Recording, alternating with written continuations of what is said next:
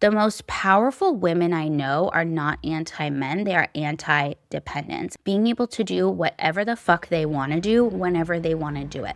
That's really what it comes down to at the end of the day. Those women who are in their power, they choose partners, not providers. They collaborate, they don't submit.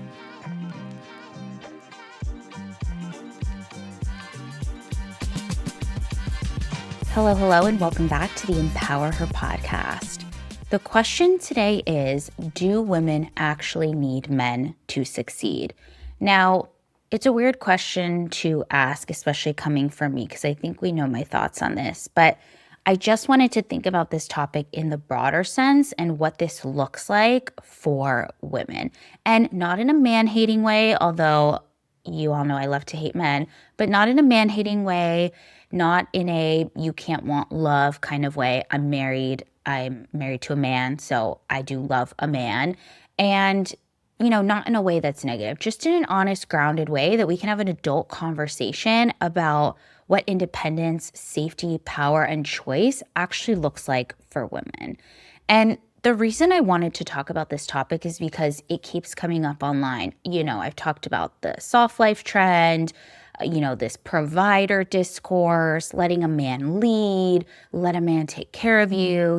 I've talked about this before. I see this all over my social media, and it's just not something that I subscribe to. And so I really wanted to talk about this in the context of, do women need men? Why do we think we do? And actually, how can we take our power back in a way that really helps us? And the reason I wanted to talk about this is because I see a lot of women feeling confused, ashamed, or behind, or just really negative for wanting autonomy and love. I mean, I can't tell you the amount of times in my life when, I say things like, oh, I just want to be independent, or I make my own money, or I don't depend on a man. And people would look at me like I had two horns coming out of my head. I'm like, why is this a problem? Why is it a problem that I don't want to depend on a man? It's strange to me, but I digress. So, the point of this episode is not to choose between men and independence. It's just about looking at why and whether or not women are allowed to succeed without attaching their safety, money, or future to another person, specifically a man. So obviously we need to talk about the historical aspect of this. Y'all know I love to dive into history just to get the background. Historically, women did need men to survive, right? Not in back in the day, but in our recent history. Okay, that's what I'm talking about. In other cultures, other civilizations, they live in matriarchy. It's not an issue. But in our America, the modern world's recent history, right, women did need men to survive, right? We couldn't have bank accounts without them, credit, property, careers. It was all about men, right? Because of the patriarchy. That's how they built it. And again, in other societies, in other places, in ancient societies as well, that's not the case. They lived in matriarchy, okay? So the thing is women being dependent on men, it wasn't our choice. It was enforced on us. We had to do it. So if we fast forward to now, we're trying to break through the patriarchy. Women can have their own credit. They can buy their own things. They have their own careers. We can earn, build, lead, and live independently. But culturally, the message still hasn't caught up. And of course, yes, there's so many of us, including myself, that talk about dismantling the patriarchy, that talk about why matriarchy is important, that really try to help women to step into their power. But culturally, just as a whole, especially what's going on politically in, the US right now, and in a lot of places, I live in Europe, and it's still a lot of the communication, we're still built and fed this idea of the patriarchy, that being chosen for a relationship is success, that being provided for is like some sort of award or security, that being desirable as a woman to another man is powerful, right? So when women struggle at work, when they burn out, when they feel overwhelmed, the narrative becomes, well, maybe you just need a man. Maybe you should have a soft life. Maybe you shouldn't work. And it's like, well, that's not helpful, first of all. Neither is it neutral. And it's also regressing us back to a time where, frankly, women don't want to be at the end of the day. And the thing is that if your success depends on a man, it's not success, it's conditional safety. Those two things are not the same. And when you depend on someone else for money, housing, healthcare, lifestyle, freedom, it means those things can literally be taken away at any second. And that's the problem. And again, I'm not saying relationships are bad. As humans, we are meant to have companionship, whether that's in friendships, whether that's in romantic relationships with family. We are meant to be around other people. It's just how we're built, and that's beautiful. And being in love is beautiful, and being in a romantic relationship is beautiful, right? But financial dependence and relying on someone else for your safety is really risky for women. We see how it was 50, 100 years ago. Women were in abusive relationships, couldn't leave relationships, couldn't be independent, couldn't do what they wanted to do because they had to depend on a man. We don't want to be in those positions anymore. The goal should be to choose love because we are in love, not because we feel we need to depend on someone else for certain aspects of our life. And when we have financial dependence, it increases our tolerance for bad behavior, our fear of leaving. It creates power imbalances. It creates emotional self-abandonment. All of those things are very negative.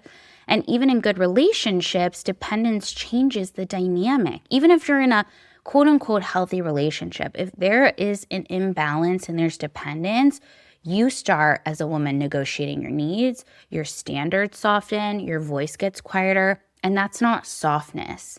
That's trying to survive, even if it's subconscious, because you're basically saying, I don't want to have any sort of power imbalance or stress or whatever. And so instead, you're trying to soften yourself to make the situation good so that the person you're depending on will be happy. And that's what happens. And honestly, I don't want any part of that. I was listening to a podcast. Well, she's not a podcast, but on TikTok. Her name is Maggie Room. I don't know how to pronounce it. She has the company Hot Smart Rich. Like, I love a lot of the things that she talks about. So definitely check her out if, you're interested in all things startups and investing. And she has really good conversations with people. But basically, she said in a TikTok recently, she said women want fuck you money. And what she meant by fuck you money was they wanted to have money that they had in order to be able to leave any situation. They wanted to have fuck you money to say fuck you, basically, if you wanted to leave a situation, because they don't want to be financially dependent if they're in a toxic relationship, a bad situation, if they get stuck somewhere and need to fly home. Like, they want to have money so that they can say F you and leave if they want to. And I really resonated with that, especially as someone who comes from a household where my parents were divorced. My mom was a stay-at-home mom. My dad worked, and I saw what happened during their divorce. And I've seen so many situations where money is used as a manipulation tool, where it's used as a way to force the other person to do something. And I always said I never want to be in that situation. And I always wanted to have money, freedom, and independence so that I never have to rely on a man, so that I never have to do that.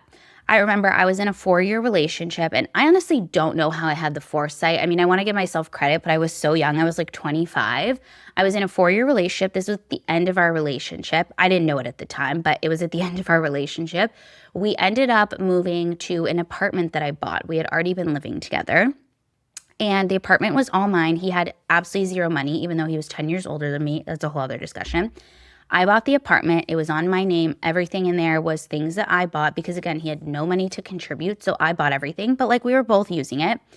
And I remember we went to go get our like internet bill and whatever, moved to the new apartment. And he was like, oh, let me put my name on it. And I remember being like, absolutely not. Like, I don't want your name on anything that has to do with my apartment, even though we were living together. And I loved this person, or I thought I still loved this person. We broke up shortly after, but I was like, I don't want his name on anything. These are not his things. And sure enough, we broke up literally like a few weeks after that. I just had realized that like he wasn't my person, and probably subconsciously that was what was coming up when I didn't want his name on anything. But it made it so that when we did break up, we had absolutely zero negotiations about anything. Like he just had to move his stuff out, and obviously we had the emotional toll, but like physically with like names on things, bills, all that, zero. Like nothing had to be changed, nothing had to be looked at, like absolutely nothing had to be done, which was obviously, great. So, that was just something that I really, really wanted and something that was really important to me. And at the end of the day, women don't need men. This is what I'm trying to say. Women don't need men. What women need is access, safety, autonomy, money, boundaries, self-trust. And the thing is, the success comes from options, from knowing you can leave, from choosing a man and not needing one.